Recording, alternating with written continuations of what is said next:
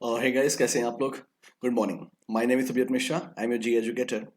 और गाइस, जैसा कि बहुत सारे एग्जाम्स लगे हुए हैं कॉन्टिन्यूस तो कुछ इंपॉर्टेंट टर्म्स की बात कर लेते हैं, मे बी आपके एग्जाम्स में आ जाए और आप यहाँ पे काफ़ी कॉन्फिडेंट रहेंगे अगर आप इसके बारे में जान लेंगे तो यहाँ पे गाइस हम बात करने वाले हैं what is the meaning of L T R O and T L T R ओ।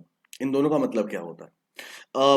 इस बार जब कोविड 19 पैंडमिक आया तो हमें दो नए टर्म देखने को मिले, L T R O and T L T R O. और ये दोनों टर्म्स मॉनेटरी पॉलिसी में ही आते हैं। मतलब गाइस, ये कुछ ऐसी फैसिलिटी है, रिजर्व बैंक ऑफ इंडिया ने देखा कि जब कोविड 19 पैंडेमिक आया तो आरबीआई को ये मालूम था कि हमारे देश में रिसेशन आएगा और कहीं ना कहीं बैंकों की नीड पड़ेगी, बिकॉज बैंक ही हमेशा रिसेशन से बाहर निकालते हैं पूरी इकोनॉमी को। बैंक लोन बांटेंगे डिफरेंट सेक्टर्स में, ग्रोथ होगी, डेवलपमेंट होगा, एम्प्लॉयमेंट जनरेशन होगा। लेकिन क्वेश्चन ये है कि जब पैंडेमिक आएगा तो बैंक के पास भी पैसे कम पड़ेंगे, बिकॉज पैंडेमिक आया, लॉकडाउन लगे, लोग अपने घरों में हैं, बहुत लोग की जॉब चली गई, कंपनीज लॉस में है, तो बैंक के पास पैसे डिपॉजिट कैसे होंगे। और जब बैंक के पास पैसे डिपॉजिट कम होंगे तो उसका मतलब क्लियर है कि बैंकों की कैपिटल थोड़ी कम पड़ेगी।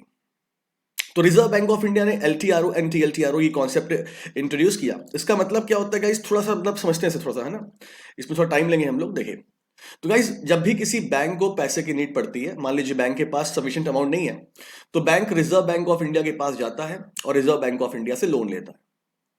और आरबीआई जिस रेट पर लोन देता है उसे हम क्या बोलते हैं, रेपो रेट।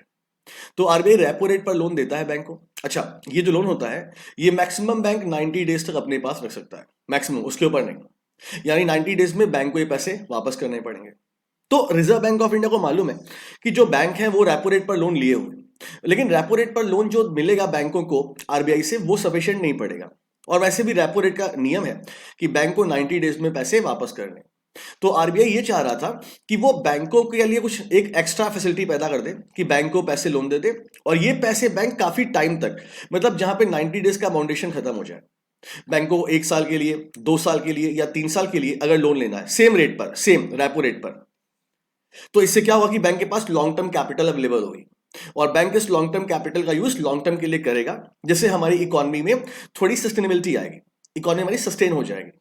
तो ये सोचते हुए रिजर्व बैंक ऑफ इंडिया ने एलटीआरओ और टीएलटीआरओ को इंट्रोड्यूस किया था। प्रॉब्लम स्टेटमेंट क्या था कि बैंक के पास पैसे कम पड़ेंगे, ये आरबीआई को पता था, और बैंक ही जो है जो कि दूसरे दूसरे सेक्टर्स में पैसे डाल सकते हैं लोन के फॉर्म में। यानी आरबीआई को ये नीड थी कि बैंकों को पैसा दिया जाए और लॉन्ग टर्म के लिए दिया जाए, बिकॉज एक फैसिलिटी हमारे पास है रेपो रेट की, बट वो केवल 90 दिन के लिए होती है। तो एलटीआरओ टीएलटीआरओ है, आइए बात करते हैं इसके बारे में गाइस। तो अगर हम बात करते हैं एलटीआरओ की, एलटीआरओ को, तो इसका फुल फॉर्म क्या होता है, इसका फुल फॉर्म इसका लॉन्ग टर्म रेपो ऑपरेशन होता है। तो एलटीआरओ का full form long term repo operation होगा, ध्यान दीजिएगा, ठीक। अब एलटीआरओ की बात करें गाइस, तो is a tool which allow bank to borrow funds from the Reserve Bank of India, ठीक है, for a tenure of up to ₹1 to 3 years, यानी 1 साल से लेके 3 साल तक, at policy repo rate against government securities with similar और higher tenure as collateral. इसका मतलब क्या हुआ, सिंपल करता हूं मैं इसे, देखिए। तो अगर एलटीआरओ की बात करें तो एलटीआरओ एक इंस्ट्रूमेंट बन जाएगा, ठीक है, जिस पर कोई बैंक है जो कि रिजर्व बैंक ऑफ इंडिया से बोरोइंग कर सकता है आरबीआई से, सेम रेपो रेट पर, मतलब 4% पर, और ये लोन उसे 1 साल से लेकर 3 साल के लिए मिलेगा। उसका मन वो 1 साल के लिए ले या 2 साल के लिए या 3 साल के लिए, उसके ऊपर है। हाँ, बदले में बैंक को रिजर्व बैंक ऑफ इंडिया के पास कुछ गवर्नमेंट सिक्योरिटीज रखनी पड़ेंगी, विदाउट सिक्योरिटी आरबीआई लोन नहीं देगा। तो एलटीआरओ का मतलब क्या हुआ, एलटीआरओ का मतलब रिजर्व बैंक ऑफ इंडिया बैंकों को 1 साल से लेकर 3 साल के लिए लोन दे रहा है, और वो भी रेपो रेट पर ही दे रहा है, क्योंकि नॉर्मली रेपो रेट पर बैंक को केवल 90 डेज के लिए लोन मिलता है, लेकिन यहां पर आप देख सकते हैं कि 1 से लेके 3 साल के लिए है फैसिलिटी है, ठीक है। तो इसका मतलब ये हो गया कि बैंकों के पास थोड़े मौके आ जाएंगे, क्योंकि उनको ये जल्दीबाजी नहीं होगी कि रिजर्व बैंक ऑफ इंडिया का पैसा वापस करना है 90 दिन के अंदर अंदर। तो बैंक थोड़ा लॉन्ग टर्म के लिए रिस्क ले सकता है, बैंक लॉन्ग टर्म के लिए लोन बांट सकता है। तो ये बड़ा फायदा है एलटीआरओ का, जो मैंने आपको बताया। लेकिन इसमें कुछ पॉइंट और हमारे रह गए। फॉर एग्जाम्पल, इंपॉर्टेंट, ये मेन पॉइंट आपको ध्यान देने, इंपॉर्टेंट पॉइंट फॉर द एलटीआरओ।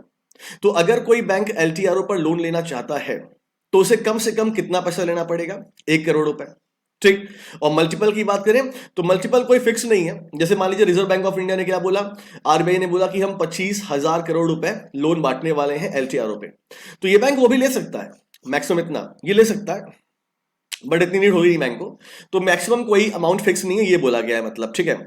और इसका जो इंटरेस्ट होता है एलटीआरओ का, वो क्या होता है, वो रेपो रेट के बराबर होता है। पॉलिसी रेपो रेट या रेपो रेट बात एक ही होती है, रेपो रेट के बराबर होता है, और टेन्योर 1 साल से लेकर 3 साल तक। लेकिन ध्यान देना, एलटीआरओ का ब्याज हमेशा फिक्स रहेगा। मतलब जिस समय गाइस, जिस समय मान लीजिए कि आप एक बैंक हो और आप आरबीआई से लोन ले रहे हो, उस टाइम पर अगर रेपो रेट 4% है और आपको 4% पे रिजर्व बैंक ऑफ इंडिया ने एलटीआरओ पे लोन दिया हुआ है, 2 दिन के बाद रिजर्व बैंक ऑफ इंडिया ने रेपो रेट को 5% कर दिया, तो आपको 5 नहीं देना है, आपको 4 ही देना है, तो ये फिक्स रहेगा इंटरेस्ट। ठीक है, तो एक पॉइंट तो हमारा ये था।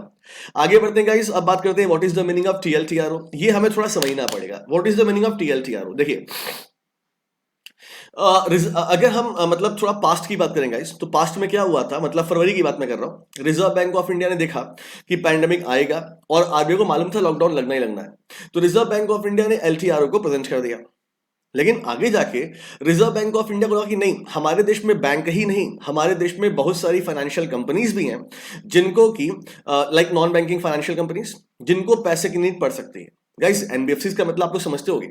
नॉन बैंकिंग फाइनेंशियल कंपनी हमारे देश में कंपनी होती हैं जो कि बैंक की तरह काम करते हैं। मैं आपको एग्जांपल देता हूं, जैसे micro finance company, housing finance company, है ना, ये सभी कंपनियां हैं। इनको भी तो पैसे की नीड पड़ेगी भाई। ये प्राइवेट कंपनी भले हैं तो क्या हुआ, लेकिन ये देशी कंपनियां हैं।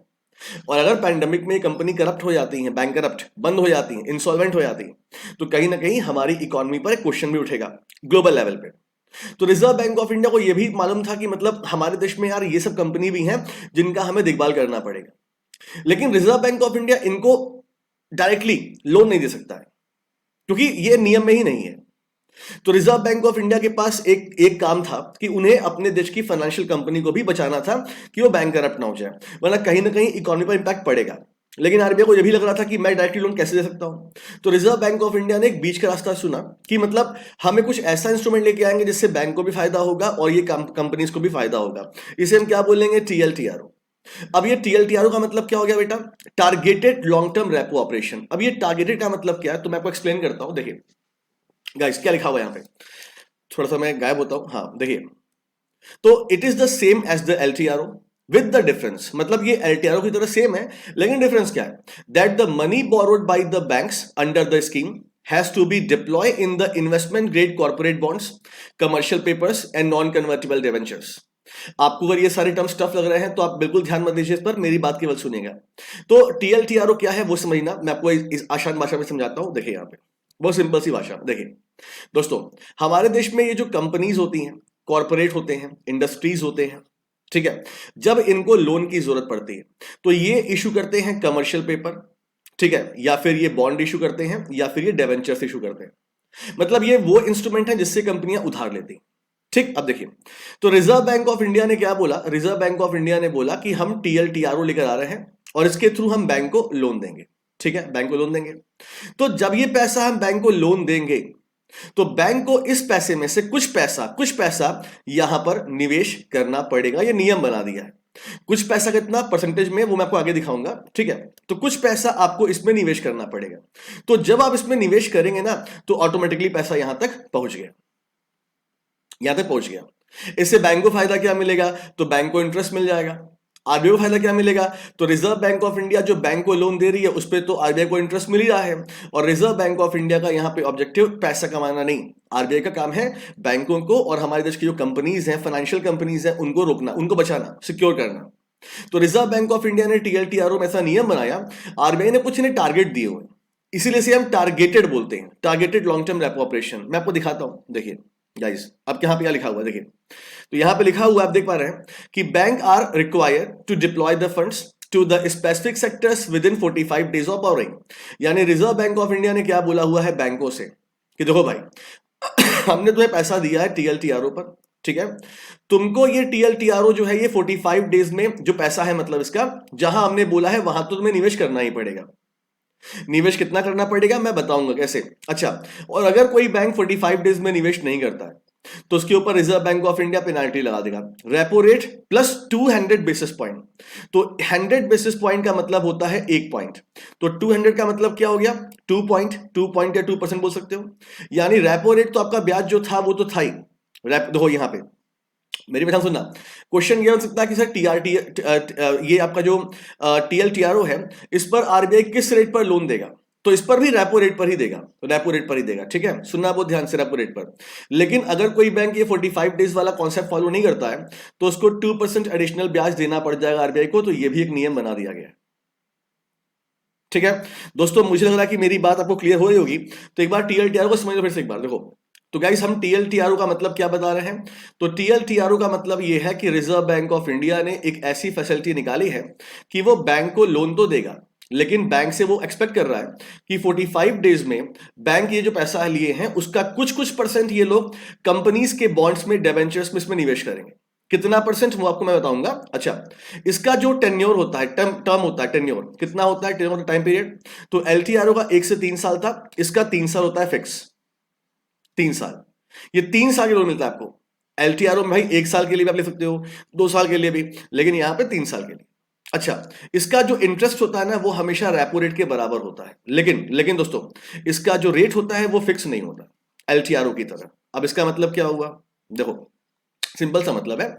मान लो ये कोई बैंक है, ये गया आरबीआई के पास और इसने टीएलटीआरओ पे लोन ले लिया, और जितना भी लोन इसने लिया ब्याज 4% चल रहा है, तो इसके और बैंक के बीच में, आरबीआई के बीच में 4% का कॉन्ट्रैक्ट बना हुआ है। लेकिन मान लो 2 दिन के बाद ये 5% अगर हो गया रेपो रेट, तो बैंक को फिर 5 देना पड़ेगा। तो ये फिक्स नहीं होता, ये फ्लोटिंग होता है, मतलब इसका ब्याज घट बढ़ सकता है according to Reserve Bank of India, ठीक है। तो ये देख लेना आप लोग। तो ये जो आपका है रेपो रेट वाला ब्याज, ये फिक्स नहीं होता, ये फ्लोटिंग होता है टीएलटीआरओ में, लेकिन वहां पर फिक्स होता है। कहां पे? एलटीआरओ में फिक्स होता है, ठीक है। आइए बात करते हैं, पूरी बात देखिए यहाँ पे, देखिए अब जो टारगेट्स की हम बात कर रहे थे, टारगेट क्या है उसके बारे में बात कर ले। देखिए मान लीजिए रिजर्व बैंक ऑफ इंडिया की बात करें, रिजर्व बैंक ऑफ इंडिया ने किसी बैंक को टीएलटीआरओ पर लोन दिया है, मान लीजिए 25,000 करोड़ रुपए, फॉर एग्जाम्पल, ठीक है। तो इसको हम 100% मान ले रहे हैं, ठीक है। अब इसका विद इन 45 डेज इसका 10% बैंकों को निवेश करना पड़ेगा माइक्रो फाइनेंस इंस्टीट्यूशन के जो भी सिक्योरिटीज हैं, लाइक कमर्शियल पेपर है या सीडी है, उसमें निवेश करना पड़ेगा आपको। 15% आपको निवेश करना पड़ेगा ऐसी एनबीएफसी के में जिसका असेट साइज 500 करोड़ रुपए या उसके नीचे।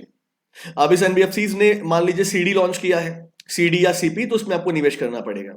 एंड 25% आपको निवेश करना पड़ेगा ऐसी एनबीएफसी के सिक्योरिटीज में जिनका असेट साइज 500 करोड़ रुपए से लेके 5,000 करोड़ रुपए तक है। मतलब रिजर्व बैंक ऑफ इंडिया जो अमाउंट आपको देगा, तो आप देखें 25 ये हो गया आपका, ठीक है, 25 हो गया, मतलब 50% तो आपको निवेश करना है 45 डेज में, और 50% का आप यूज कर सकते हो। ये मैं बैंक के लिए बोल रहा हूं, तो इसको भी आपको थोड़ा समझना पड़ेगा, ठीक है। देखिए तो टीएलटीआरओ की बात करें, 3 साल के लिए बेटा ये मिलता है loan. Minimum bit 1 crore rupees इसमें भी है, सेम एलटीआरओ की तरह। मैक्सिमम इसमें भी एलटीआरओ का कोई फिक्स नहीं है। और इंटरेस्ट रेट ऑफ द टीएलटीआरओ तो क्या है, ये फ्लोटिंग रेट है, लिंक टू रेपो रेट। मतलब आपको रेपो रेट पर ही ब्याज लोन मिलेगा, लेकिन अगर रेपो रेट बढ़ेगा तो आपको बढ़ा ब्याज देना पड़ेगा, अगर रेपो रेट कम होगा तो आपको कम ब्याज देना पड़ेगा। ये है टीएलटीआरओ। तो गाइज आई होप कि आपको मेरी ये बात समझ में आ गई होगी, पूरा एलटीआरओ और टीएलटीआरओ का।